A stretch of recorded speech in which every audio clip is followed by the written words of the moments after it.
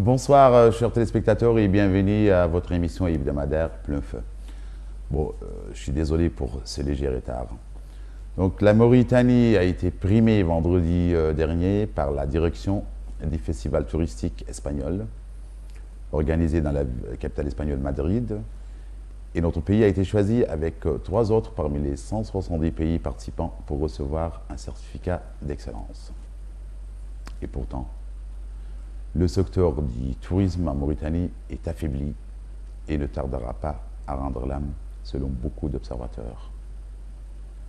Car, selon les mêmes observateurs, il est victime de la négligence, parce qu'il a été abandonné par ceux qui nous gouvernent et ceux qui auraient dû protéger ce secteur.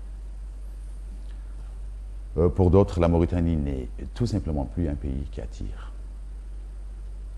Connu pour les étapes du Paris-Dakar, notre pays se plaçait parmi les destinations phares des tours opérateurs occidentaux. Au plus fort de sa popularité, la destination voyait débarquer jusqu'à 12 000 touristes par saison. Vous allez me dire que 12 000 touristes font bien pâle figure face aux 4 millions annuels du Maroc, voisin, et aux 500 000 du Sénégal, frère. Mais nous étions quand même le 154e au palmarès mondial. Une catastrophe pour l'économie mauritanienne qui voit l'un de ses piliers de son développement, ou qui devrait être l'un de ses piliers de son développement, s'effondrer. Donc, où sont passés nos touristes? Est-ce que les touristes nous ont préféré d'autres lieux? Quelle vision stratégique pour la Mauritanie? On veut une véritable stratégie planifiée et dotée d'un budget, une feuille de route, un calendrier. Pourquoi nos atouts touristiques si variés ne nous profitent-ils pas? Pourquoi le tourisme mauritanien est sensible face aux questions sécuritaires plus que ceux des autres pays africains et maghrébins par exemple? Quels sont les objectifs que la Mauritanie s'est fixe en matière de fréquentation touristique? En gros, comment faire pour que le secteur touristique mauritanien se développe davantage? Donc, chers téléspectateurs, pour avoir quelques éléments de réponse, les raisons de notre échec dans ce secteur qui est en pleine expansion mondiale, j'ai invité pour vous 2 professionnels du tourisme. Monsieur Yacoub Bastami Oulhamdi, qui est un ancien guide touristique. Je dis bien ancien parce qu'il n'y a plus de guide touristique, pas de tourisme. Tout à fait. Bonsoir. Merci. Et monsieur Jemal Zenelabidine, qui est spécialiste en industrie d'hospitalité. Bonsoir, monsieur Jemal. Donc, je vous remercie au nom des téléspectateurs. Alors, je commence par vous, monsieur Yacoub. On va essayer de faire vite fait un petit historique du tourisme en Mauritanie.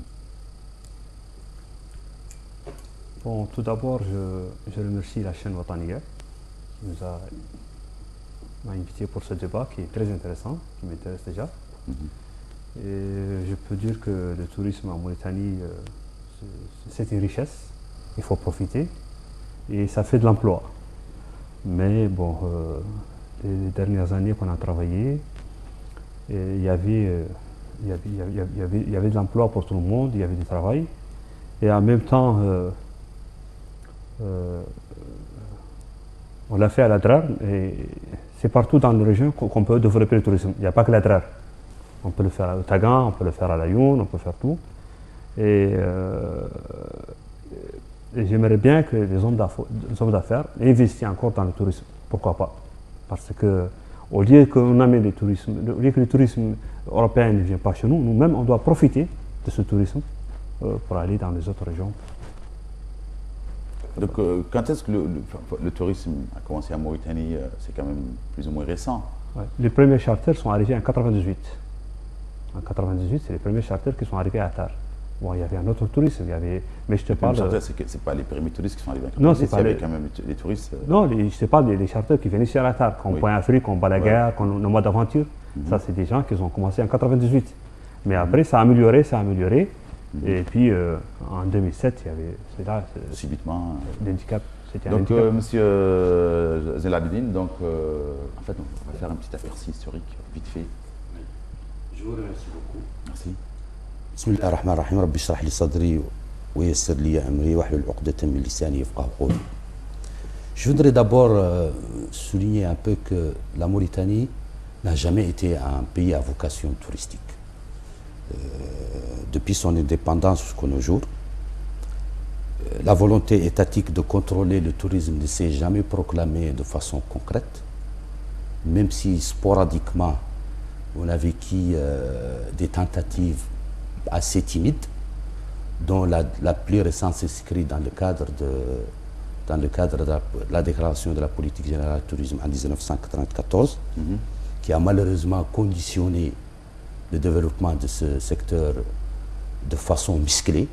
On y reviendra pour entrer certainement dans les détails, qui a été suivi par la loi 97-023, qui malheureusement censé organiser le secteur, mais en voyant l'ensemble des articles de cette loi, que j'ai eu l'occasion de revoir un peu, elle n'organise rien malheureusement ce secteur. Elle a oublié tout ce qui est aspect organisationnel du secteur et il s'est focusé un peu sur la collecte de la TPT c'est la taxe de promotion touristique. Promotion touristique. Oui, et malheureusement, vu l'absence du professionnalisme chez les gens qui sont propriétaires d'établissements touristiques sur lesquels s'applique cette TPT, ils n'arrivent pas, ils ne voient qu'une action de collecte et ça n'a pas bien marché parce que et même cette loi-là, comment elle a instauré cette TPT, il y a eu un peu avec l'article qui est venu après pour mettre un peu la procédure d'application de cette TPT sur l'ensemble des établissements touristiques. Il y a, je dirais pas à créer un vide juridique, mais ça ne se comprend pas parce que dans la loi, elle s'applique sur les établissements qui sont classés. Et en l'article 14, cette loi déclare aussi que devront être classés et énumérés les établissements qui le demeurent. Plus tard, elle est appliquée, contrairement à la loi sur les établissements qui n'ont jamais été classés.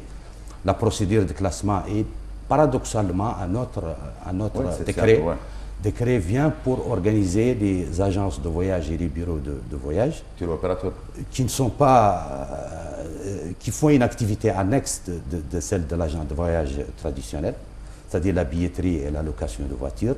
On passe d'abord par le moins important et on oublie un peu l'important qui est la classification de ces établissements touristiques. Donc il y a déjà deux articles, deux arrêtés qui ont suivi cette loi. Et malheureusement, en 2001, cette loi-là, en 2001,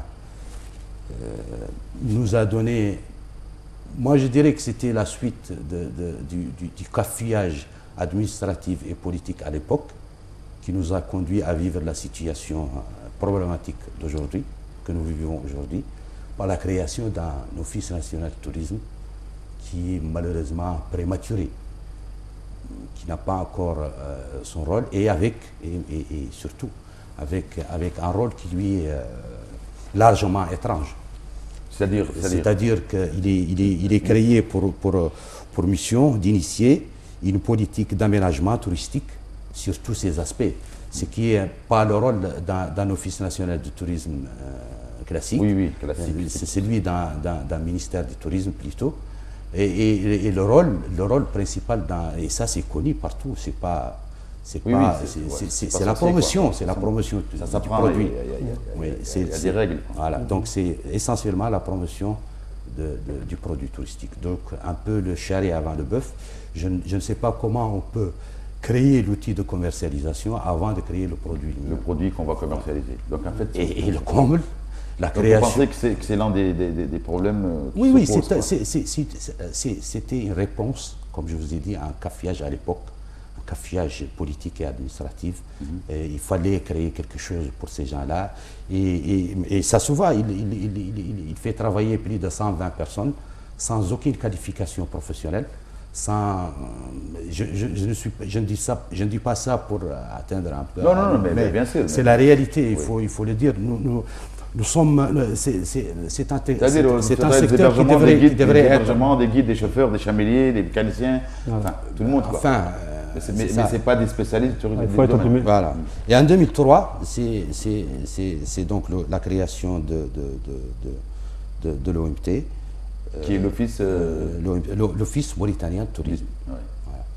En 2003, et avant ça, on a créé le ministère du tourisme, de l'artisanat, du commerce, de l'artisanat et du tourisme, en troisième position, avec une direction de tourisme qui comporte 5 à 6 bonhommes. Donc déjà, ça s'affiche que la volonté de l'État n'était pas présente jusqu'à aujourd'hui. Mais moi, je pense que tout ceci, et aujourd'hui, on a plusieurs éléments favorables au développement de ce tourisme, dont le plus important, c'est la volonté, comme j'ai dit, politique, parce que sans ça, on ne peut rien faire. Il faut la volonté politique. C'est sûr, c'est sûr. Donc moi, je suis très optimiste par rapport à la dernière déclaration du Premier ministre, lors de sa déclaration de politique générale du gouvernement devant le Parlement. Oui, est-ce qu'il y a une stratégie Non, déjà, il reconnaît, le Premier ministre, et ça c'est excellent, c'est ça qu'il faut. Déjà, il reconnaît qu'il n'y a pas de stratégie, qu'il prévoit la mise en place d'une stratégie nationale et touche un peu aussi à la formation professionnelle. Oui, on va en parler de la formation professionnelle parce que ça déjà dans sa déclaration, il y a même un fonds de soutien qui est prévu dans cette... Et ça, c'est des choses qui sont vraiment très très importantes. Déjà, on inspire, c'est-à-dire il y a un espoir. On compte beaucoup sur cette déclaration et moi je pense qu'il y a beaucoup d'éléments, en plus de cet élément capital, il y a beaucoup d'autres facteurs qui ambitionnent une vision très importante pour ce secteur. Donc, surtout, comme vous l'avez dit, que le tourisme est actuellement en expansion mondiale. C'est-à-dire les dernières études prévoient que d'ici l'an 2002, les touristes vont doubler dans le monde, ça va atteindre plus de 2 milliards de personnes. Donc avec certains éléments qu'on va discuter. Justement, donc vous... Mais essentiellement, la volonté politique qui s'est déclarée à travers cette déclaration. Donc vous, en tant qu'ancien guide touristique, vous vous intéressez à ce secteur. Est-ce que vous pensez qu'il y a, comme dit M. Zelabedine, est-ce qu'il y a vraiment une volonté politique pour pouvoir sortir ce secteur de l'oubli, quoi? Bon, ce qu'il a dit Jamel, c'est vrai, mais la volonté, ça vient. C'est-à-dire, comme qu'il a dit le Premier ministre, c'est vrai qu'il a fait un discours pour vraiment mettre les gens debout. C'est-à-dire, c'est vrai qu'il y avait l'handicap en 2007, l'histoire d'Alex, c'est ce qui a handicapé tout ça. Mais je pense qu'on peut toujours... Oui, on va en parler de cette histoire, parce que c'est assez facile comme explication. Moi, je pense que toujours on peut revenir pour ce tourisme, surtout si on évite les opérateurs qui sont en France, par exemple l'Office de tourisme, et éviter les opérateurs pour leur montrer que le tourisme peut se développer, que le pays est en sécurité, et ça c'est une bonne chose. Non, mais c'est assez facile comme stratégie, inviter tout l'opérateur. Il doit bien avoir une vision stratégique. Non, moi je pense que la vision stratégique actuellement elle est bonne. Elle est très bonne. Vous pensez que... Oui, elle est très bonne, Parce que je pense qu'avec comme je t'avais dit tout de suite, je t'avais dit que la dernière fois, j'ai trouvé quelqu'un qui travaille dans le tourisme, un ancien guide comme moi, et il m'a dit que vraiment les choses ça peut développer. C'est un métier qui travaille vraiment avec les opérateurs. Donc, M. Zelabedine, vous pensez la vision stratégique aujourd'hui que possède la Mauritanie, au fond, vous venez de dire on est à peu près qu'il n'y a pas de vision stratégique, mais vous pensez que la volonté politique est plus importante, et il va y avoir une vision politique stratégique qui doit suivre. Qu'est-ce que vous pensez en fait? Oui, moi, comme je vous ai dit, je pense que, vous savez, pour faire un objectif et tracer et avoir une vision, mettre en place une vision stratégique, il faut d'abord avoir des éléments de base qui existent déjà, des facteurs, des données statistiques pour... vu que le pays, comme on a dit depuis... Les atouts, quoi. Les atouts, on en a. C'est pas ça le problème. Le problème, c'est d'avoir une base de données sur laquelle on peut se poser pour tracer une stratégie ou pointer des objectifs. Vu que, comme on a dit, que le pays n'a jamais été un pays à vocation touristique, Donc il y a eu un chambardement de gauche à droite, Ouais, hasardeux, hasard. Donc il n'y a pas. Mais la seule vision et le seul objectif qu'on doit avoir aujourd'hui, à mon avis, il faut, comme on l'a dit, il y a devant nous, il faut avoir une vision. Moi, je pense qu'il faut avoir une vision sur 2025, d'ici 2025. D'ici là, comme on l'a dit, le tourisme, il est en expansion. Il y a des éléments qui ambitionnent, comme j'ai dit, cette vision-là. Et le premier de ces éléments, l'essentiel de ces éléments, c'est de prendre officiellement et à haut niveau l'engagement solennel que le tourisme doit être un moteur de l'économie, si je ne dis pas l'un des moteurs, bon, je disais l'un des moteurs de l'économie nationale pour le développement économique et social, culturel Par exemple, et social. donnez un exemple concret. Est-ce qu'on peut créer, par exemple, un conseil de promotion du tourisme qui va travailler bien sûr avec les partenaires publics et privés? Plan tourisme, comme vous dites. On l'appelle plan tourisme 2025. Nous avons des points de différenciation. Un plan tourisme, par exemple, pour 2025. Une vision d'ici 2025. Ouais, il y a plusieurs éléments qui vont être... Oui, on va attaquer les éléments. Donc, le premier élément, et le plus important dans tout ça, c'est que l'État prend l'engagement de faire du tourisme, comme je vous ai dit. Une volonté, quoi. Une volonté sérieuse qui se traduit par la prise la mise en place de certaines stratégies et la prise de certaines décisions capitales qui démontrent que l'État s'engage et a la volonté de faire de ce secteur un moteur de l'économie nationale pour le développement économique, social et culturel de ce pays. Ça, c'est le premier point qu'il faut mettre, qu'il faut prendre, comme je dis, sérieusement. Qu'est-ce que vous en pensez? On va revenir. Qu'est-ce que vous en pensez? Maintenant, il y a d'autres. Il y a quatre. Je pense que l'idée est bonne. C'est-à-dire C'est-à-dire que ce qu'il a dit Jamal, il faut un plan. Il faut un plan, il faut la volonté. Mais la volonté, vous dites que la volonté existe. Il faut un plan, il faut un plan, il faut un plan. Quand on parle d'éducation, de la santé, il faut revenir à la première phrase qu'a dit Jamal. Il faut être du métier d'abord, parce que c'est vrai. Il faut la formation. Voilà, il faut faire la formation, surtout la formation. La formation est très importante. Donc moi, je disais que ce point est très important. En plus de la volonté déclarée par le Premier ministre lors de sa déclaration de politique générale, ça aussi c'est un élément important qui déjà ambitionne, lui, en quelque sorte.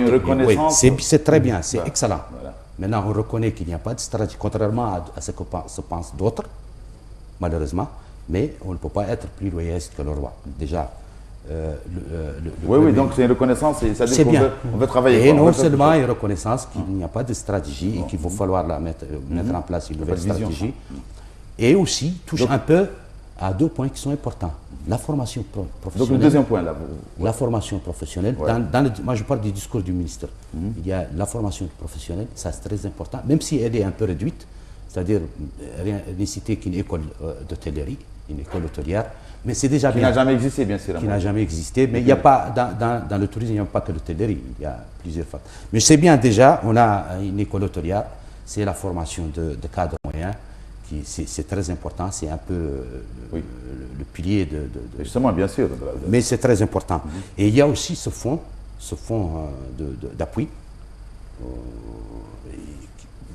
qui est prévu, et c'est une autre chose. En plus de ces deux points-là, l'engagement et la déclaration du ministre, il y a 4 points de différenciation qu'il faut valoriser, mettre un peu en avant dans cette vision-là. Donc tout à l'heure, vous parlez de l'engagement solennel de ceux qui nous gouvernent à vouloir faire de ce secteur un pilier. Donc le deuxième point. En stratégie ou... oui, on est en vision stratégique, enfin. On est en vision. Le deuxième point, c'est de mettre en valeur certains points de différenciation. C'est-à-dire, déjà, on se positionne sur une image d'authenticité qui n'est pas, à mon avis, je ne dirais pas négative, mais qui ne bénéficie pas au développement du secteur. Elle ne suffit pas. Voilà. Donc, il faut valoriser l'authenticité de ce pays.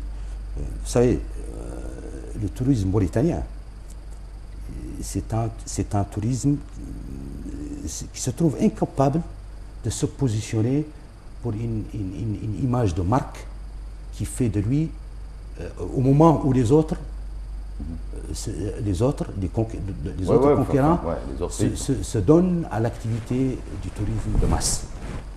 Donc, il faut un peu revoir cette authenticité et de se focuser un peu sur. Il n'y a pas que le tourisme. Le tourisme de masse est un peu compliqué. Il n'y a pas que le trekking, quoi. Non, il est très compliqué. Il ne faut pas venir là-dessus, ça vient tout seul. Ça fait comme résultat pour une activité qui se développe. Ça vend bien au début, voilà. mais ça ne suffit pas. Je vois ce que vous voulez dire. Comment? Oui, je vois très bien ce que vous voulez dire. Voilà. Donc, la diversité aussi, la diversité, notre diversité culturelle, notre diversité qui est très importante, qui fait aussi un point de différenciation qu'il faut valoriser, c'est très important. Et la qualité, il faut inculquer, vous savez, il faut inculquer, c'est ce qui n'existe pas dans ce pays, il faut inculquer la culture du service. Dans ce pays, la culture, et ça c'est une condition sine qua non pour le développement d'une activité touristique. Il faut d'abord la qualité de la prestation de service. Et la culture du service lui-même n'existe pas. Donc là, et ça peut, c'est un peu la formation. De parler des stratégies là. Voilà. Là, ça veut dire que les canaux, la formation les outils, professionnelle, ça c'est efficace et innovant quoi. Voilà. Et il faut aussi ne pas oublier la durabilité, c'est-à-dire développer un tourisme durable, mettre en place, je dirais, de préserver, il faut que ça soit un peu évolutif dans un environnement sain, et qu'il ne faut pas créer des impacts sur l'environnement. Et ça se fait pour protéger, pour préserver nos richesses naturelles qui sont déjà naturellement préservées. Donc là, M. Yacoub, nous sommes en train de parler là avec M. Zelabdi, nous sommes en train de parler en fait des mesures phares pour booster l'attractivité touristique nationale. En fait, quelle est l'idée qui vous semble être la plus importante pour cette approche rapide? Moi, je pense que plus des idées, plus qu'on fait des idées, plus que les choses avancent. Ça veut dire que le tourisme, ce qui est très important.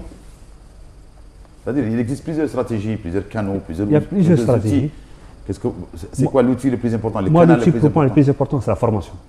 Oui. Pour moi, c'est la formation. C'est-à-dire former qui? Comment? Former, c'est-à-dire, il faut avoir, comme il a dit, il faut avoir une école d'hôtellerie, une école des guides qui apprend l'anglais, l'espagnol, plusieurs langues, parce que tu vois tous les différents Européens. Parce que si tu envoies, un exemple, excuse-moi, si tu envoies tu envoies un chauffeur, un exemple, qui ne parle pas le français, qui parle que l'arabe, le hassania, il ne peut pas s'entendre avec les gens, ça c'est des défauts.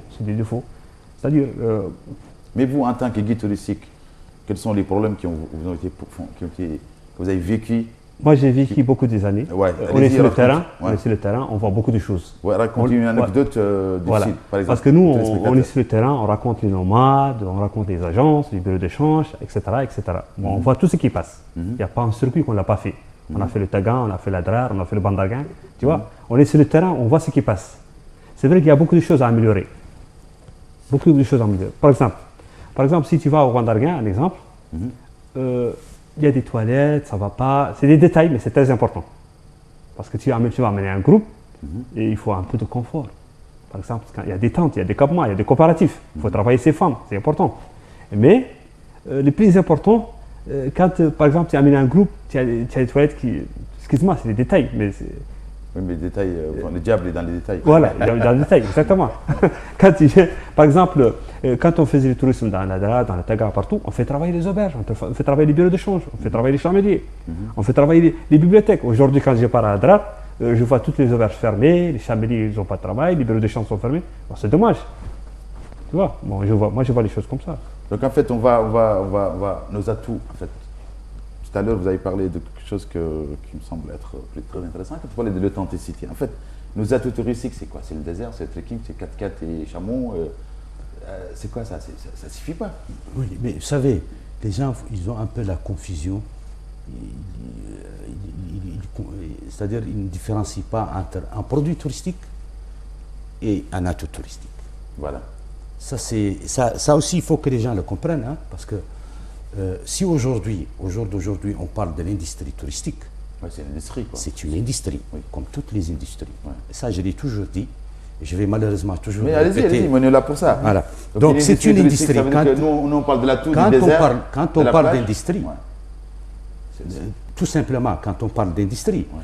déjà on a à l'esprit l'image de la matière première, la transformation Les de la machines, matière, les hommes, la transformation de la matière première pour l'élaboration d'un produit. Voilà. Comment ceci s'applique sur le tourisme? Eh bien, les spécialistes l'ont dit, l'ont bien éclairci. C'est-à-dire, dans cette industrie touristique-là, il y a deux types de matières premières. Il y a la matière première qui ne nécessite pas d'investissement, gratuite comme on dit, ce sont les atouts, le soleil, la plage, le désert, tout ce qu'on a comme atout naturel que le bon Dieu nous a donné. Et alhamdoulilah, on en a beaucoup. Même nos traditions, notre diversité culturelle, enfin, tout ce que vous pouvez imaginer, tout ce qui est naturel. Et il y a une deuxième matière première qui nécessite un investissement. L'infrastructure de base, l'infrastructure hôtelière, la formation professionnelle, justement la vision, la mise en place d'une stratégie. Quand on réunit ces deux matières premières ensemble, on a l'atout et on a le moyen logistique pour l'exploiter, pour tirer de profit de cet atout. On parle de produits mauritaniens et pas de plusieurs. On en a un seul. Il existe un seul produit. Le mélange, le cocktail est fait, quoi. Le cocktail est fait. Le vin est tiré, il faut le boire. Voilà. Donc, on a ce produit, autrement appelé la destination Mauritanie. Une fois qu'on a ce produit et qui existe avec sa diversité, avec les moyens d'accès qui sont l'infrastructure et autres matières premières qui nécessitent un investissement, il faut investir un peu. On ne peut pas récolter des bénéfices sans investir un peu. Donc, une fois que tout ceci est réuni, s'aimer pour récolter. On peut parler d'un produit et à ce moment-là, nous pourrons penser à l'outil de commercialisation. Et pour justement penser à tout ça et créer ces stratégies et réfléchir à ça, il faut d'abord créer l'outil de réflexion qui n'est pas l'outil de commercialisation. Alors que nous sommes en train de commercialiser, d'essayer de commercialiser un produit besoin d'une tutelle d'un haut niveau, ministère par exemple, qui a plusieurs départements qui sont dotés de moyens nécessaires pour réfléchir pour réfléchir à la mise en place d'une stratégie, à la mise en place qui encadre la formation objectifs, qui détermine les programmes de formation professionnelle qui doivent être dispensés à la différence. Ainsi, nous créons le produit qui nécessite en ce moment-là. Justement, là, M. Yaroub, vous, en tant que guide touristique, vous avez quand même été avec les années 98, 99, 2000, là où on parle de 12 000 touristes. Vous avez été avec des touristes souvent français, certainement, occidentaux, mais des souvent fois français. espagnols. Oui, l'écrasante majorité quand même. Majorité, c'est français. Majorité, c'est français. Donc, en fait, est-ce que vous avez bien compris ce que dit M. Zelabné? Parce que vous étiez en train de vendre un atout, c'est pas un produit. De la matière première. Vous êtes en train de vendre la matière première. C'est bien ça. Tout à fait. Donc, est-ce qu'il y a un produit? Est-ce qu'il existe un produit? Qu'est-ce qu'aiment les touristes? Qu'est-ce qu'ils veulent? Destination Mauritanie, ça veut dire quoi dans l'esprit d'un touriste? Le tourisme, c'est qu'il veut. Ce qu'il veut. Parce que moi, j'étais sur le terrain plusieurs années. Le tourisme, ce qu'il veut, c'est très différent. Il y a un tourisme, on appelle un tourisme de VIP. C'est-à-dire des gens très âgés. Ils préfèrent le circuit en 4x4 et un circuit de VIP. Il y a des gens qui veulent de la randonnée, qui veulent marcher, qui veulent de la randonnée, qui veulent du trekking, on appelle ça le trekking. Il y en a qui font des méharés, c'est-à-dire les circuits sont différents. Mais tout ça, c'est naturel. Tout ça, c'est naturel. Il n'y a pas de produit mauritanien, il n'y a pas de destination mauritanienne, il n'y a pas de produit. Non, nous, on travaille juste dans ça, les randonnées, les méharés, tout ça. Mais il n'y a pas un truc vraiment, comme tu as dit, un produit. Donc le produit, en fait, si on pense. En fait, ce dont parle monsieur, c'est quelque chose qui est par hasard s'est imposé à la Mauritanie. Vous savez, dans les années 2000, on n'avait pas le choix. Les tours opérateurs, non, c'est une coïncidence qui, malheureusement, justement, qui n'est pas fondée sur des éléments de base qui sont solides, comme tentative de création d'une destination était très faible. Et elle a succombé au premier événement négatif qui s'est posé. En 2007, oui, En oui, bien 2007. sûr. Ouais. Je- Oui, je- mais ça je veut dire peux qu'on vous n'avait dire, pas trop le c'est-à-dire choix. que On avait, à on avait l'époque- une destination à l'époque, il y a naturelle. il y a eu des événements géopolitiques du Sahel. C'est-à-dire l'Algérie, il y a eu des Ouais, il y problèmes. avait le problème de Des problèmes en Algérie, le Niger et le Mali étaient exposés à la question Touareg et la Mauritanie à ce moment-là affichait le pays stable, comme disaient les autres. L'Algérie, le Maroc et la Tunisie, le désert marocain et Tunisie déjà victime de, C'est du déjà vu. victime Du déjà de sa vu. réussite, c'est Ouais, du déjà vu. déjà vu, Voilà. ouais, je vois bien, très J'ai vu un article sur ça, comme quoi déjà vu, on ouais. lui a collé déjà l'image du déjà vu, quoi. Ouais. Voilà, donc, et la Libye aussi, qui était un peu... Donc on a commencé à visiter la Mauritanie pour pouvoir les gens commençaient à changer trouver de- une solution, une de destination ligne, de quoi. substitution Ouais, une nouvelle par rapport à destination, ça. une nouvelle destination. Et certaines clientèles commencent à désister, en a marre de cette activité. Alors que la Mauritanie était encore une destination vierge, préservée, naturelle et mystère. vierge, quoi. Voilà. C'est vierge. le mot qu'on utilisait à l'époque. Voilà. Non, nous, Vierge. nous, nous, on a fait. méconnu, en les désert, gens ne mais- les connaissent ouais. pas. On parle de Théodore Il y a Monod justement et de- ce point Afrique Donc, en fait, le qui produit. a mené aussi Point Afrique, ouais. une Tout à fait. campagne. Oui, tour opérateur qui une ont fait une campagne, campagne. Ouais. une campagne très, très, Non, très, Point Afrique, je me Point souviens. Afrique a fait. Tous Point ces Afrique, éléments Oui, là. et la Somme-Certe, d'ailleurs la SNIM, la Somme-Certe.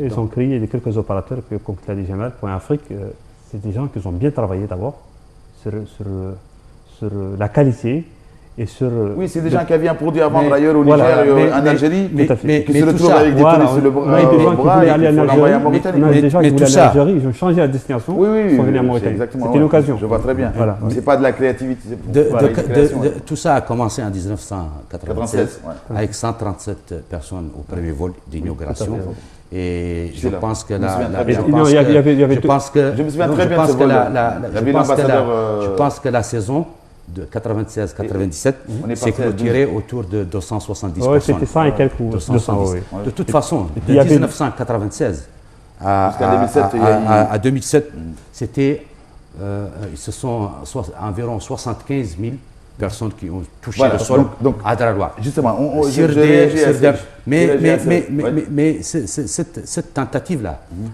ça aurait dû être On aurait pu faire un produit. tirer profit de ça, ouais. sauter sur l'occasion, mais vu que nous n'étions pas préparés à ça, et jusqu'à aujourd'hui, on Ben n'est pas justement, on préparé, s'est préparé on pas à n'a pas de grand-chose. stratégie, on n'a pas d'infrastructure, rien n'accompagne. Donc, Rien n'accompagne cette opportunité-là Justement, qui a, donc, comme je en vous fait, ai dit, la sécurité, succombé là, on va parler de- au premier. Déjà en 2007, je crois, en 2007, elle s'est. C'est effondré, mais subitement. Par des événements qui se sont déroulés en dehors de nos frontières. Et là, on qui va n'ont- parler. et en l'absence de tout événement Je direct. reviens vers vous, on va parler de ce sujet-là. En fait, là, il y a eu en 2007, pour garantir la sécurité des touristes, enfin, il y a eu l'enlèvement, c'était mi-septembre, je crois, 2007, les expatriés au Niger, les expatriés français au Niger, et puis les menaces proférées par Al-Qaïda au Maghreb islamique, tout ça. Et un pays comme la France, qui est émetteur, qui est le pays émetteur de touristes, qui est le pays pour nous quand même, qui est émetteur de touristes, a déconseillé formellement aux voyageurs de se rendre. Tout à fait. Donc en fait, Somassat. les 2 tiers du territoire de la Mauritanie se retrouvent, ont été teintés en rouge. Se trouver qu'à Ouadan en rouge et Chinguité en rouge. Voilà. La Somassat chauffe. Parce que c'est jour noir de 2007 en fait. Oui, c'est le 24 décembre. l'homicide d'Alègre. L'assassinat des 4 touristes français près l'histoire- d'Alès. l'histoire d'Alègre, Et, voilà. et l'annulation du Dakar en 2008 aussi. Donc la saison est Dorali, brisée. Dorali. net. Elle s'est clôturée malgré tout 2007 ça à était 4 000 carrément- personnes. Et Malgré tout ça. le rallye Elle s'est Dakar clôturée annulé, dans les environs de 4 000 touristes. Mais il faut dire que Mais pourquoi, en fait, pourquoi? La question c'est que, pourquoi, je sais pas moi, ça arrive en Algérie, ça arrive au Maroc, ça s'est arrivé en Tunisie, ça s'est arrivé en Égypte. vous voulez dire l'impact Ben, de... justement, parce que. Oui, mais vous savez aussi, ça c'est un Pourquoi point nous sommes sensibles? Non, la question c'est que pourquoi nous sommes plus sensibles aux questions sécuritaires que les autres. Quoi. plus que d'autres. Mais c'est tout à fait normal. Pourquoi? Moi, les gens pensent que c'est un problème de sécurité. Ce n'est pas un problème de sécurité. Si c'était un problème de sécurité, on aurait dû être déjà en dehors de ça. Nous savons tous que la Mauritanie, entre 2010 et 2007, elle a réagi positivement par rapport à ces événements. l'armée mauritanienne aujourd'hui, au jour d'aujourd'hui, on n'a jamais vu une armée aussi structurée à travers les temps. Ben, on espère, dotée des moyens nécessaires. Les deux défilés sur la dernière décennie, c'est-à-dire la dernière fois et 5 ans auparavant, ont démontré clairement que l'armée mauritanienne elle a même mené une guerre. Est capable de garantir la sécurité, la sécurité de nos frontières aujourd'hui, elle est intacte. Ça, c'est tout le monde le dit. Il y a quelques jours, les gens vont au désert. Hein, il y a quelques jours, un Allemand est malheureusement mort à côté de Qalaouia. Il était tout seul avec ses amis dans des véhicules 4x4 baladés dans le désert. Oui, on est plus ou moins. Ce n'est pas suite à un événement parce que la zone est sécurisée. L'armée mauritanienne maintenant est capable de garantir notre sécurité. Pas l'armée mauritanienne seulement. Pas l'armée mauritanienne. L'armée mauritanienne, c'est le maillon fort de l'outil de sécurité en Mauritanie. Mais l'ensemble des dispositifs de sécurité a vécu ces dernières années une amélioration nette. C'est très clair. Donc cela nous amène à réfléchir un peu plus profondément. Pourquoi nous? Pourquoi? Ce n'est pas un problème de sécurité. Donc, ce qui s'est passé chez nous est beaucoup moins grave que ce qui se passe en Égypte, que ce qui s'est passé en Tunisie, en France même, en Turquie. L'autre jour, le ministre intérieur allemand déclarait que ce qui s'est passé en Turquie ne doit pas être raison de ne pas voyager en Turquie. Bien sûr, on n'a pas mis la Tunisie, le Maroc et l'Algérie. Aujourd'hui même, la Tunisie n'est pas aujourd'hui même, le gouvernement allemand aussi a déclaré ce jour même que le Maroc, la Tunisie et l'Algérie sont en tête des pays de sécurité. Ça, c'est pas pour le tourisme, mais ça reflète un peu parce qu'il parle de l'acceptation des immigrés qui vont venir, que ces gens qui, en provenant de ces pays, donc, sont assurés. Revenons aux moutons. Mais ceci, c'est où le problème. Le problème est chez nous. C'est-à-dire que si aujourd'hui, en Égypte, un avion a éclaté avec 270 000 personnes à bord et qu'on ne dit pas, qu'on ne taxe pas, on ne met l'Égypte de pays non sécurisés. Et si la Tunisie, des gens ont été massacrés, c'est des plages gravement tués, massacrés, c'est des plages à l'arme automatique devant et aussi au vu de tout le monde. On déclare toujours un pays sécure. Si jamais le venant au Maroc a été explosé, des milliers de touristes ont été touchés. Vous n'avez pas répondu à la question. Qu'est-ce que vous êtes en train de dire? Si tous ces événements-là sont arrivés dans ces pays et qu'on ne les met pas sur la zone rouge, c'est parce que ces pays-là dépendent de l'activité touristique. Et les gens qui vont les mettre sur une carte rouge ou une zone rouge, c'est des partenaires au développement. Ils vont réfléchir 1001 fois avant. Parce que si tu me demandes aujourd'hui de renoncer à ma responsabilité administrative et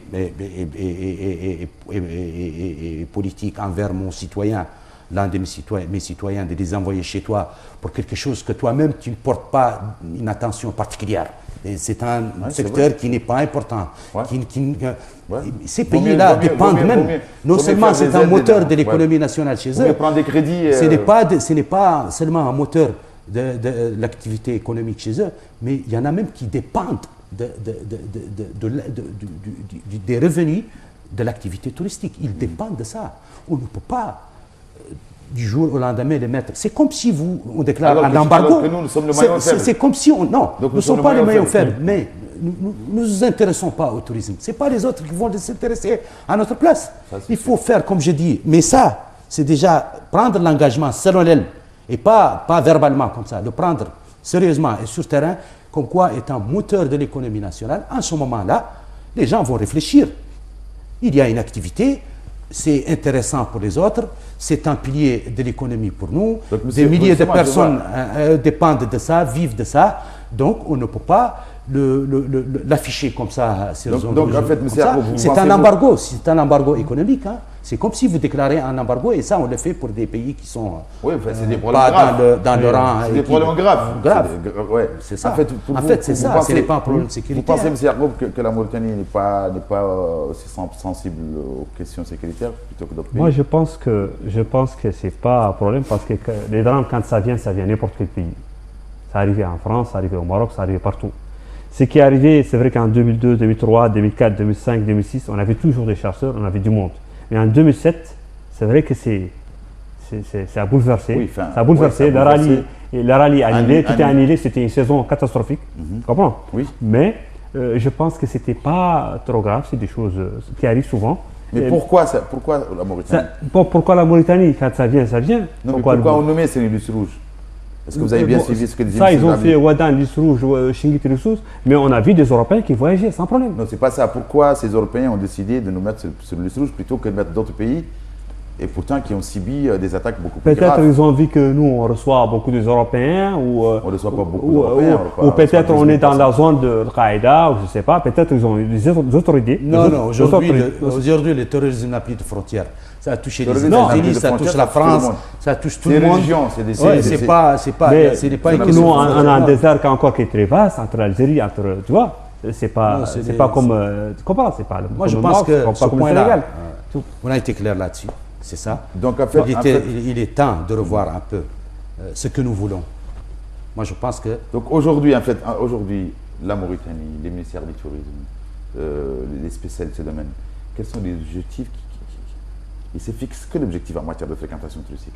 Quand on parle de fréquentation touristique, est-ce qu'ils ont d'objectifs? Vous vous intéressez à ce sujet? Les objectifs, comme je vous ai dit, on ne peut pas. Le seul objectif qu'on peut se faire tracer aujourd'hui, c'est en vision de 2000, de profiter de cette expansion mondiale du tourisme. Plus de 2 milliards de personnes vont circuler dans le monde. Est-ce qu'on a des objectifs? Moi, je suis sûr. Non, il faut les tracer, les objectifs. Non, mais c'est pas il faut. On a parlé d'il faut. Il faut une stratégie, c'est ce que je vous ai dit. Non, il n'existe pas. Pourvu que le Premier ministre a dit qu'il n'y a pas qu'il faut mettre en place une stratégie, qu'il faut faire de la formation professionnelle, qu'il faut mettre en place un appui, de ramener le tourisme un peu vers sa place et de faire de ça un moteur de l'économie nationale. Ça, c'est des éléments qui nous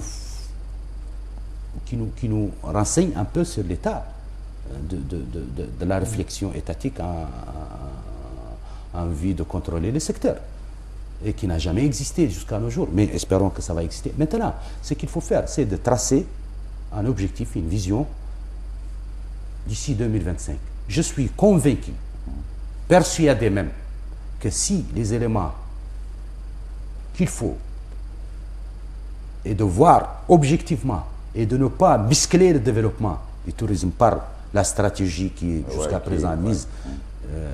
Vous savez, le tourisme, c'est d'abord le tourisme proprement dit. C'est d'abord une activité de divertissement.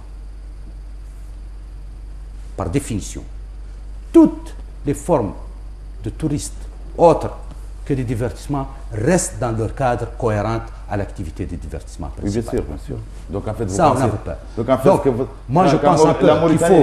Nous avons les mêmes valeurs. Nous avons les mêmes valeurs culturelles que le Maroc, que l'Algérie, que la Tunisie, que l'Égypte, que l'Arabie Saoudite, que tout le monde. Nous avons les mêmes valeurs. Les mêmes valeurs, qu'elles soient culturelles, religieuses ou autres, nous avons même africaines, Sénégal et autres. C'est pareil. Je ne vois pas pourquoi nous conditionnons le développement de notre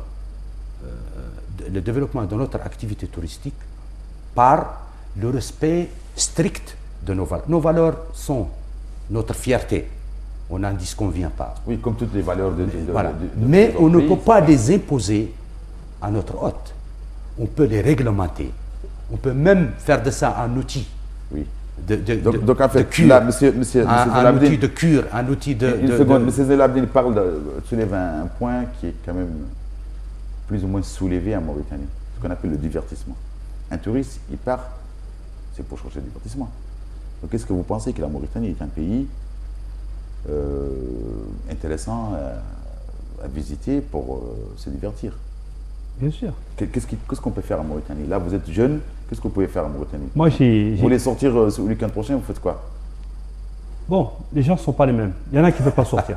Non, je parle d'un touriste. Je parle d'un touriste. Oui, pour sortir, un touriste. Non, un touriste, quand il vient, il veut sortir, il veut boire, il veut manger. Il veut sortir. Il veut danser. Il veut danser. Pour sortir, parce que moi, j'ai accompagné les équipages d'Air France quand ils venaient ici. Les équipages que j'étais avec eux, ils faisaient des balades. Comment on dit? Oui, c'est des trekking. Voilà. On revient, non, trekking, on revient, ça c'est trekking. Ouais. On est d'accord, c'est naturel. Maintenant, on parle d'un produit. Ouais. Est-ce que pour vous, est-ce que vous voyez, est-ce qu'il y a des Occidentaux qui vous appellent et qui disent voilà, on vient dans Nouakchott pour se divertir?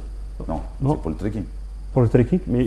Est-ce que vous pensez qu'on doit créer ce divertissement? Non, on doit créer une culture. On doit créer des soirées de gala pour que les gens profitent un peu des soirées traditionnelles, avec des chamilles ou des trucs comme ça, parce que les gens, ils aiment bien sortir le week-end, ils aiment bien profiter. Il n'y a pas que la plage.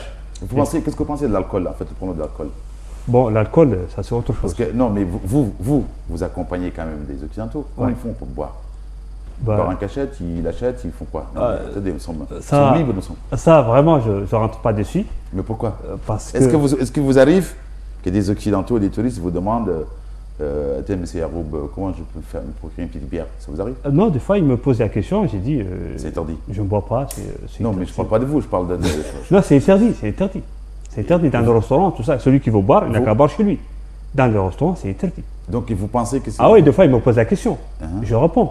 Je dis que les restaurants, c'est interdit de boire. Celui qui veut boire, il n'a qu'à boire chez lui. Boire quoi? S'il a son alcool, je ne sais pas, ou sa bière, il peut le boire chez lui. Donc, vous pensez que c'est un problème, non? Vous ne pensez pas que ça pose un problème? Bon. La réglementation, comme dit monsieur, parce que nous avons des valeurs culturelles. L'État, les mêmes valeurs culturelles que le Maroc, l'Algérie, la Tunisie, le Sénégal, le Mali, le Niger. Excuse-moi le bout. L'État a interdit le restaurant de vendre l'alcool. L'État. C'est-à-dire un guide qui est avec un groupe, il doit donner des bons renseignements. Bien sûr, c'est interdit. Voilà, interdit. Merci. C'est la loi. Merci. C'est interdit par la loi. Voilà, interdit par la loi. Non, mais là, je vous demande votre point de vue. Bon, mon point de vue, bon.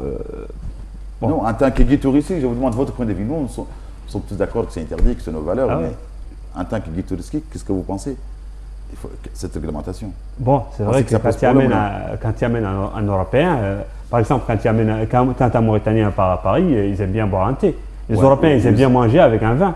Chacun son truc. Mais bon, c'est dommage. C'est dommage. Et vous, qu'est-ce que vous pensez? Moi, je pense qu'il est clair que non seulement la loi interdit la vente de l'alcool, la religion aussi. La religion, bien sûr, nous sommes des musulmans, nous sommes dans un pays musulman qui n'est pas laïque, mais qui n'est pas le seul musulman, qui n'est pas le seul pays du monde. Voilà. Donc, non, je veux dire, pour que les gens comprennent un peu, c'est pas seulement la vente, c'est pas seulement la vente, c'est aussi le port, le transport et tout ça, c'est réglementé par la loi, la charia islamique. Mais ce que nous oublions, c'est que quand vous voyagez aux États-Unis ou en France, vous pouvez aller acheter de la viande halal. Personne ne vous empêche de le faire. Mais ça, c'est en France, ils ne sont pas... Oui, mais c'est la tolérance. C'est la tolérance. Ça veut dire qu'on soit un pays intolérant? Non. Moi, ce que je veux dire par là, c'est qu'il faut revoir un peu notre charia islamique. La charia islamique est beaucoup plus large et plus flexible que tout ça. Non, là, moi, je pense que... On parle par rapport aux touristes. La vente de l'alcool par rapport aux touristes. La vente de l'alcool est certes interdite. Oui. Mais si nous voulons... Pour les touristes, je dis bien. La vente d'alcool est interdite par la loi. Ça, c'est réglementé. Voilà. Et d'ailleurs, nous le faisons dans les années 78, il ne faut pas l'oublier, hein. Nous n'étions pas... comme tous les pays, c'est interdit au Maroc. C'est interdit au Maroc. Moi, je me rappelais quand j'étais petit, le SND Pal, il y a un rayon de vin. Bar Keita, bar je ne sais pas quoi. Oui, c'est interdit au Maroc. Non, je parle de la Mauritanie. Mais on le fait. Mais c'était un premier noyau qui s'est posé à l'époque pour le développement du tourisme. Des bars, quoi. Ouais. Une tolérance. Oui. Il y a des bars, mais tout ça se fait par réglementation, en respect de la loi islamique. C'est-à-dire par voie réglementaire. Je peux interdire par une loi et décréter, organiser par une voie réglementaire qui régularise. Donc, je ne vends pas. Que c'est un problème. Le Mauritanien, il n'est pas obligé. Je ne conditionne pas l'ouverture d'un établissement de tourisme par la vente de l'alcool. Oui. Ce n'est pas obligatoire. Tu n'es pas obligé de vendre de l'alcool ou vendre le porc ou vendre n'importe quoi. C'est un choix. Mais d'autres investisseurs qui vont venir de l'étranger, ils vont être encouragés à investir en Mauritanie. Ils peuvent vendre de l'alcool. C'est leur problème. Je réglemente aussi que la vente est interdite aux Mauritaniens. Je mets les moyens nécessaires pour le contrôle. C'est le rôle de l'État, le rôle du gendarme qu'il doit jouer. Ça fait encore de la sécurité. Si vous voyez des voitures stationnées devant des hôtels qui vendent de l'alcool, ça fait non seulement le contrôle de la vente, mais la sécurité aussi de l'hôtel, parce que ça fait du bien. Et moi, je ne suis pas pour la vente de l'alcool. Non, je suis loin de l'être, parce que je suis mais je veux dire que si nous voulons... C'est pas personnel, ça. Voilà, si nous voulons développer... Il faut savoir qu'un touriste, quand il vient en Mauritanie, pour un dépaysement, soi-disant, c'est l'authenticité que nous faisons. Là, d'autres pensent, j'ai entendu une fois quelqu'un dire que c'est quelque part c'est une cure psychologique de cet état que les gens... Ça, c'est pas vrai. Ça peut non, être c'est pas une vrai, c'est cure pas pour humain. certains, Oui, mais c'est... d'accord, mais C'est le divertissement. 90% des touristes qui vont venir, même pour le dépaysement, qu'ils cherchent un premier lieu chez nous, et nous avons les moyens nécessaires pour fournir un service de dépaysement, mais toujours est-il que 10% de son temps le veut en toute liberté. Oui. De vivre sa vie comme il le veut et de se dépayser Donc, par pendant rapport- 90% de C'est son clair. temps. Ben, écoutez, Ça, donc, c'est, moi je pense que... Vous avez quelque chose à rajouter? Vas-y, allez-y. En fait, Par rapport à ce sujet. non, pas ce sujet. Non, mais... Ouais. Je reviens à ce que tu as dit premièrement sur le tourisme, sur les guides, les formations qu'on a dit. Tu sais, nous, on a fait un test. Ça, je ne t'ai pas dit ça. Parce qu'avant d'être guide, Rapidement, parce qu'on... avant d'être guide, c'est-à-dire qu'il faut faire un test. Nous, on a fait un test à Attar. Et on a fait une formation de la géologie. Tu comprends ce que j'ai dit? Allez, écoutez, vas-y. C'est-à-dire que être guide, faut être guide, il faut que tu apprennes beaucoup de choses. Quand tu es avec des gens qui ont de l'alcool, quand tu es avec des gens, c'est toi l'ambassadeur. C'est toi d'expliquer aux gens est-ce que c'est interdit. Revenons à ce que tu as dit tout de suite. Oui, justement, non, mais non, il ne faut pas comprendre. Non, personne ici n'est en train de dire qu'il faut vendre de l'alcool. Voilà. Faut pas. Non, On sait que c'est interdit par la loi, Voilà. on le sait. Ouais. On parle par rapport à vous, guide touristique, votre contact avec ces touristes. Est-ce qu'ils demandent de l'alcool ou pas? Et nous, on connaît la loi. Monsieur Zelabi, La majorité il a très bien expliqué non, le sujet. j'ai bien compris ta question. C'est que c'est interdit, mais il faut... Aujourd'hui, c'est le Moi, choix j'ai bien de la compris le bout de ta Mauritanie. question. Ouais. Je vais te répondre. Ouais. J'ai bien compris ta question. Allez-y. Est-ce qu'il me demande l'alcool ou non? C'est ça que tu me demandes. Oui. Il ne me demande pas parce que les groupes qui viennent avec Point Afrique, déjà, il est interdit d'amener l'alcool avec eux. Justement. Parce que c'est des gens dans le désert, ils veulent changer leur culture. Mais oui, c'est autre le chose. manteau là, mais c'est le Voilà. manteau. Bon, moi, je ne fais pas le gendarme. Non, mais je ne vous parle pas de vous, Voilà. je parle de nous, je parle des Ils m'ont histoires jamais que vous demandé. entendez, je parle des histoires que vous Ils m'ont entendez, je parle jamais des demandé, anecdotes. les gens que j'ai rencontrés dans le désert, ils ne m'ont jamais demandé ça. Oui, parce que c'est le trekking, de toute façon, Voilà. vous avez. C'est un- Donc, en fait, on va parler d'un autre sujet vite fait, la délivrance des Monsieur visas. Ahmed, juste- Est-ce que vous pensez qu'aujourd'hui, la juste- délivrance des visas Juste pose s'il vous plaît, problème? avant de passer... Pour le- cette- pour le Oui, visa. je reviens. Pour le visa. Oui, la délivrance des visas aussi pour les touristes. C'est vrai que les visas, c'est vrai que c'est cher, c'est cher. difficile. Bon, ils disent que c'est cher, c'est un handicap. Avant, c'était un peu moins cher. Je me rappelle quand j'étais à Atta pour les charters, Oui, à l'époque, c'était à 30 euros, je ne sais pas, au 40 à euros. l'époque, le charter, il atterrit, on donne les visas aux gens. Il y avait Go Voyage, Air Méditerranée, les gens Oui, ils oui, passent, tout à fait. c'était rapide. Il y avait plus du monde. Mais c'est vrai que maintenant, ils disent que c'est un peu cher. C'est difficile. Donc, Ouais. vous pensez qu'il faut. Que le Je pense qu'il faut gouvernement- diminuer un peu. Il faut lâcher un peu. Il faut diminuer un peu, ouais. Vous, allez-y, vous vouliez. J'ai un peu point par rapport au point qui est avant. Ouais, Aujourd'hui, c'est le choix de la Mauritanie, c'est l'image d'authenticité qui se fait positionner, qui s'affiche, Il faut la c'est ça. développer. Mais la question qui se pose, est-ce que c'est la bonne image, pas dans le sens de préservation des valeurs culturelles islamiques, non, c'est certainement la bonne image dans ce sens-là, mais est-ce que c'est le bon choix pour le développement d'un tourisme dans ce pays qui a énormément d'atouts et qui n'arrive pas jusqu'à présent à tirer profit de ça. Est-ce que c'est là la question qui se pose? Donc, Et par je rapport pense, à- je je pense que vois ça, très bien. on peut voir, C'est clair, c'est les gens clair. peuvent Donc, trouver par rapport- la solution qu'il par faut rapport- réfléchir, faire participer des ulémas, des gens, Oui, oui, de trouver, toute façon, on discuter. n'est pas. De toute Par façon, rapport à c'est la pas un délivrance des problème. visas. Par rapport à la Le délivrance des problème de visa est un faux problème. C'est Oui, enfin, c'est acheter un un faux billet d'avion problème. pour aller en Mauritanie, Vous c'est savez, le difficile. visa, Prendre un le visa, visa, c'est le difficile. visa par nature est conditionné dans son cadre naturel par ce qu'on appelle ce qu'on appelle les accords diplomatiques. Non, c'est très bien, mais je entre- parle de la entre les États. facilité. Moi, je parle de la- Attendez, il reste Oui, oui. dans ce cadre, Oui, c'est il reste par réciprocité. Oui, ça, c'est Principe, autre chose, le c'est principe autre de réciprocité. Oui, c'est autre Tu chose. m'appliques un visa, je t'applique un visa. Oui, c'est pas ça, mais je Maintenant, parle- pour que moi, je change ce principe-là, il faut un élément extérieur qui a son impact et qui s'impose pour changer Je un peu ça. facilite La stratégie l'obtention. touristique. Si nous avons une stratégie touristique Ouais. qui, dans ses objectifs, les pays émetteurs de touristes, leur faciliter l'accès, leur faciliter elle prévoit de les dispenser du visa, cela doit être transmis au ministère. Mais en absence de cette stratégie, de cet effet, le visa reste dans son cadre naturel. Tu as oublié un truc très important. Par exemple, revenons à le visa. Juste le contrôle qu'on fait. Par exemple, quand tu ramènes un groupe d'Atar ou de Nouakchott ou de n'importe où, il y a plusieurs contrôles. Mais normalement, les guides, quand il est professionnel touristique, il a sa liste. C'est votre dernier mot parce que je vais finir par. Le guide doit être professionnel, doit avoir sa liste, numéro de passeport, tout ça. Et pour que ça passe rapidement, chaque fois qu'il y a un contrôle, il donne la liste. Donc le professionnalisme, en fait, c'est manque de process. Votre dernier mot, quels sont pour vous les mesures phares que le gouvernement doit prendre vite? Rapidement, votre dernier mot. Moi, je pense que le gouvernement, premièrement, il devait diminuer le visa, diminuer les prix pour que les prix soient raisonnables, pour qu'on soit beaucoup de monde. Et deuxièmement, l'Office de tourisme doit inviter tous les opérateurs, comme Balaguer, comme Voyageurs du Monde, comme la BUR, comme tous les opérateurs, de venir, de faire des circuits pour leur montrer que le tourisme peut venir en Mauritanie sans problème. Merci. Vous, en fait, je vais finir par vous. Donc, quels sont les mesures phares pour booster en fait, notre attractivité touristique?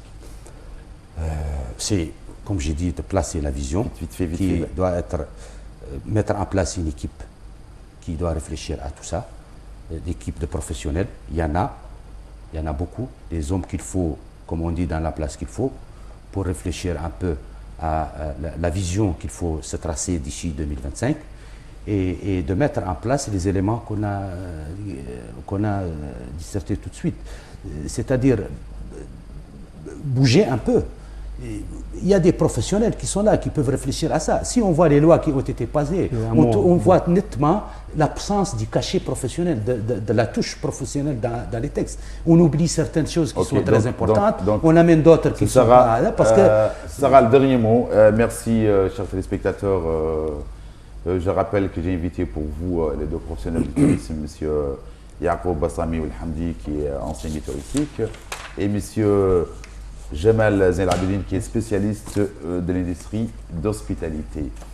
Donc, chers téléspectateurs, merci d'avoir suivi, d'avoir suivi ces débats. Et je remercie M. Gaga au son et M. Racine, qui est le maître d'œuvre de cette émission. Quant à moi, je vous donne rendez-vous la semaine prochaine, même chaîne, même heure. Au revoir et à très bientôt.